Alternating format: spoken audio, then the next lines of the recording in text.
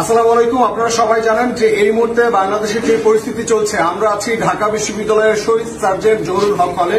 শিক্ষার্থীরা এতক্ষণ যাবৎ তল্লাশি চালিয়ে বিভিন্ন সন্ত্রাসী সংগঠনের বিভিন্ন নেতাকর্মীদের রুম থেকে বিভিন্ন রকম দেশীয় অস্ত্র, আগ্নেয়াস্ত্র পেয়েছে, উদ্ধার করেছে এবং এগুলো আমরা এখন আমাদের যারা বিশ্ববিদ্যালয় প্রশাসন তাদের কাছে তুলে দিব। তার আগে আপনাদেরকে বলতে চাই, এই সেই অস্ত্রগুলো যেগুলো ব্যবহার করে তারা আমাদের শিক্ষার্থীদেরকে ভয়ের আতঙ্ক সৃষ্টি করে রাখতো এবং আপনারা দেখেছেন আন্দোলনে তারা এই অস্ত্রগুলো ব্যবহার করেছে এবং তারা আমাদের শিক্ষার্থী ভাই বোনদেরকে খুন করেছে।